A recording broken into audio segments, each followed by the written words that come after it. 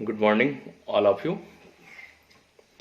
जैसा कि पहले हम लोग जब फिजिक्स पढ़ रहे थे तो फिजिक्स के टॉपिक में हम लोगों ने सबसे पहला जो चैप्टर स्टार्ट किया था वो था प्रकाश का गोलीय दर्पण पर परावर्तन, और इससे संबंधित कुछ चीज़ों को हमने पढ़ा था, जिसमें टॉपिक वार हम पुनः चर्चा कर लेते हैं, जिससे एक बार आपकी पुनः समीक्षा हो जाए क्या हमने पढ़ा था और उन चीज़ों को कितना हम अभी तक अपने पास रख पाए हैं, और इसके बाद कहीं ना कहीं क्लासेस उसके आगे की ओर शुरू होगी।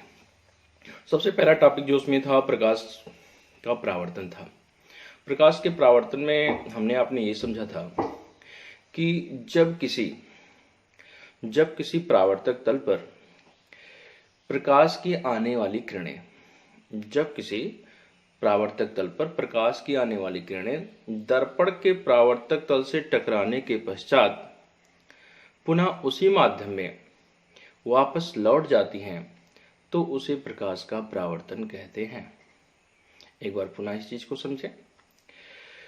प्रकाश का परावर्तन किसे कहते हैं, यानी रिफ्लेक्शन ऑफ लाइट किसे कहते हैं?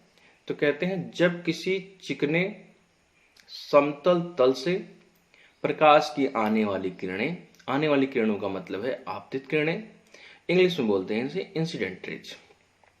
आने वाली किरणें दर्पण के परावर्तक तल से टकराने के पश्चात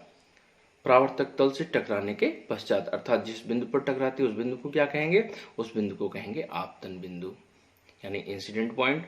आपतन बिंदु पर टकराने के पश्चात पुनः उसी माध्यम में लौट जाती हैं, और लौटने वाली किरणों को क्या कहेंगे? परावर्तित किरणें कहेंगे, अर्थात रिफ्लेक्टेड रेज। परावर्तन के दो नियम हैं। पहला नियम है आपतित किरण यानी इंसिडेंट रेज, परावर्तित किरण यानी रिफ्लेक्टेड रेज, एंड यानी और कह सकते हैं आपतन बिंदु यानी इंसिडेंट पॉइंट पर स्थित अविलंब को बोलते हैं नॉर्मल। तीनों एक ही तल में होते हैं, यानी one side of the mirror, यानी तल के एक ही तरफ। ये तो हो गया पहला नियम। पुनः एक बार चीज को सुने। आपतित किरण, परावर्तित किरण तथा आपतन बिंदु पर स्थित अविलंब तीनों एक ही तल में होते हैं। और दूसरा है कि आपतन कोण की जा परावर्तन कोण की जा के बराबर होता है, अर्थात कह सकते हैं incident angle is equal to reflected angle. और इसको दूसरी भाषा में भी ऐसे भी लिखा जाता है कि आपतन कोण की जा, यानी कि आपतन कोण की जो जा होगी वो अकॉर्डिंग टू साइन थीटा के लिए लिखी जाएगी, और परावर्तन कोण की जा यानी उसको हिंदी में ऐसे जा बोलते हैं, नहीं तो ऐसे अकॉर्डिंग टू मैथमेटिक्स वो साइन ही होता है। तो आपतन कोण की जा परावर्तन कोण की जा के बराबर होता है, अर्थात sine i equal to sine r. ये तो हो गया परावर्तन का नियम और परावर्तन है क्या।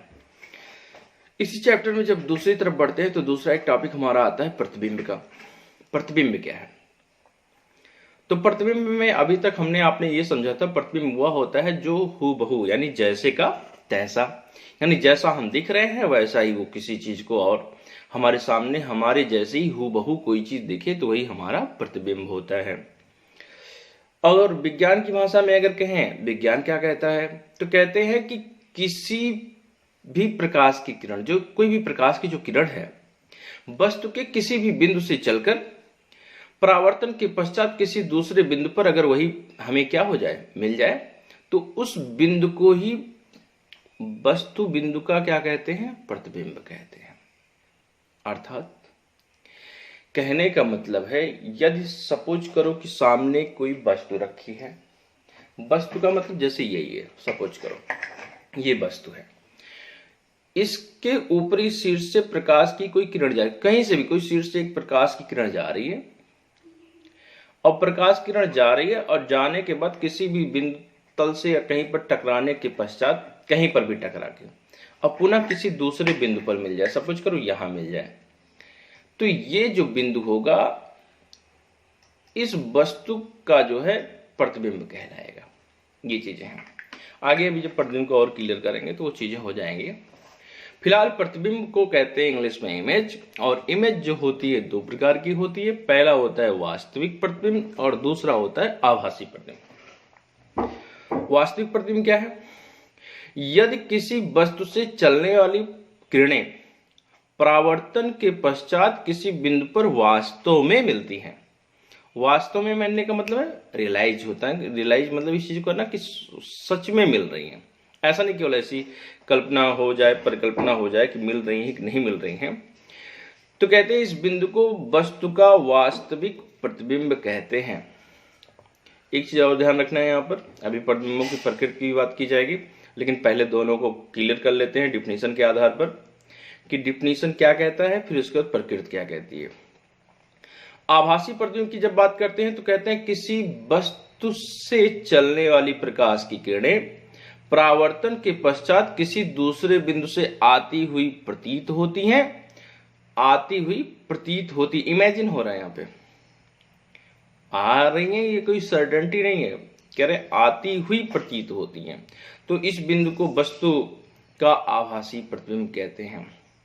एक में जहां पर आपने ये कन्फर्म देखा कि वास्तविकता में प्राप्त होती है, यानी वास्तविकता में होती हैं, और एक में आती हुई प्रतीत होती है, यानी इमेजिन की बात की जा रही, दोनों चीजें हो गई।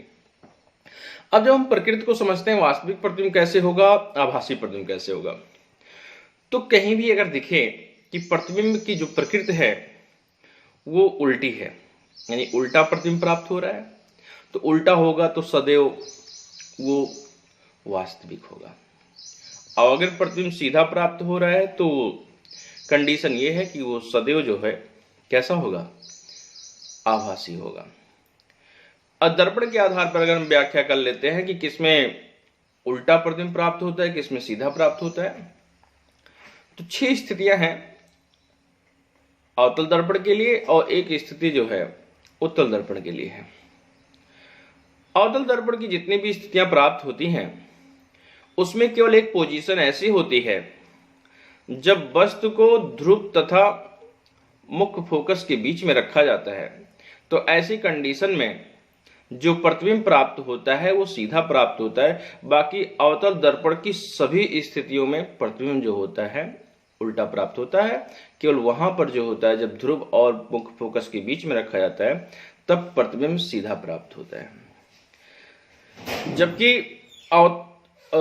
उत्तल दर्पण के लिए एक ही सिचुएशन होती है, कहीं भी आप रख दीजिए वस्तु को, उसका प्रतिबिंब सदैव सीधा ही प्राप्त होगा। दोनों चीजों को ध्यान रखना है। अगर कहीं पर ये प्रश्न लगभग मिले कि प्रतिबिंब जो है उल्टा है तो उसकी प्रकृति कैसी होगी, तो 99% ये श्योरिटी होती है कि वो चीजें आपका वास्तविक ही प्रतिबिंब होगा। वास्तविक प्रतिबिंब है तो वो अवतल दर्पण के द्वारा ही बना होगा। दूसरी चीज है, जितने भी वास्तविक प्रतिबिंब प्राप्त होते हैं अर्थात उल्टे प्रतिबिंब प्राप्त होते हैं, वो सभी के सभी दर्पण के सम्मुख प्राप्त होते हैं, और जबकि जो आभासी प्रतिबिंब प्राप्त होते हैं ये दर्पण के पीछे प्राप्त होते हैं। और जब दर्पण के सम्मुख प्राप्त होते हैं तो कहाँ प्राप्त होते हैं, तो दर्पण के जब सम्मुख प्राप्त होते हैं तो वास्तविकता में जब उल्टे होते हैं तो वाई एच के सापेक्ष होते हैं। तो वाई आप लिखते हैं ना ऐसे कि x1 y1, और जब ऐसे आप देखते हैं तो जब आप आवर्त बनाते हैं, चतुर्थांश बनाते हैं, प्रथम द्वितीय तृतीय का चतुर्थ का, तो वहां पर वो प्रतिबिंब आपका कहाँ जाता है, प्रतिबिंब आपका तीसरे चतुर्थांश में जाता है। तो इसी कारण वहां पर जो y की प्रकृति होगी वो कैसी हो जाती है, माइनस हो जाती है।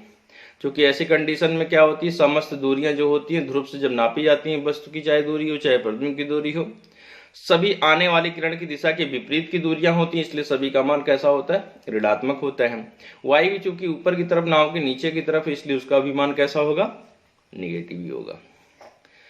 अब बात करते हैं दर्पण की। प्रतिबिंब की तो व्याख्या होगी। प्रतिबिंब क्या है, प्रतिबिंब में आपको साधारण भाषा में ये कहा गया कि जैसे का तैसा, यानी हु बहु।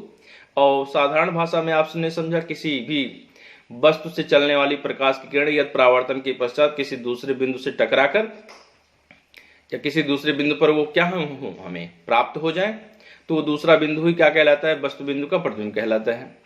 लेकिन परावर्तन के पश्चात हो, इस चीज का भी ध्यान रखना है हमें। अब प्रतिबिंब कितने प्रकार के हो गए? प्रतिबिंब दो प्रकार के हो गए, पहला वास्तविक हो गया, दूसरा कौन सा हो गया? आभासी हो गया। आभासी और वास्तविक की प्रकृति ही आपने समझ ली। अब इसके बाद हमें पढ़ना है गोलीय दर्पण। गोलीय दर्पण में आपने ये पढ़ा था कि किसी भी खोखले कांच के गोले का वह भाग, किसी भी खोखले कांच के गोले का वह भाग जिसमें कितने तल हो? दो तल हो। अब तल की व्याख्या जब होगी तो तल की व्याख्या उसके अनुप्रस्थ काट के आधार पर होगी। उसकी जब चर्चा करेंगे तो हमें वो फिगर इमेजिन करना होगा जो आपने एक राउंडेड फिगर बनाया था, और राउंडेड फिगर को इसके बाद जो आपने ब्रोकन किया था। एक चीज ये भी करेंगे, जब इस चीज को आप वीडियो को देख रहे होंगे तो अपनी नोटबुक को आप सामने रखिएगा। नोटबुक को सामने रखने से ये चीजें होंगी कि सारी की सारी चीजें क्लियर हो जाएंगी आपको। तो आप उस फिगर को ध्यान से देखें, जो एक गोल छल्ले जैसा आपको दर्पण दिख रहा है। जब उसको वहां पर हम देखेंगे तो वो दो भागों में टूटेगा, दर्पण और मिरर। दर्पण और मिरर दोनों क्या एक ही चीज है कि दोनों अलग अलग चीजें? इस चीज के बारे में भी चर्चा की गई थी, इस चीज का भी ध्यान आप रखेंगे। दर्पण और मिरर, ध्यान से सुनिएगा शब्द को, एक हिंदी शब्द है, एक इंग्लिश शब्द है।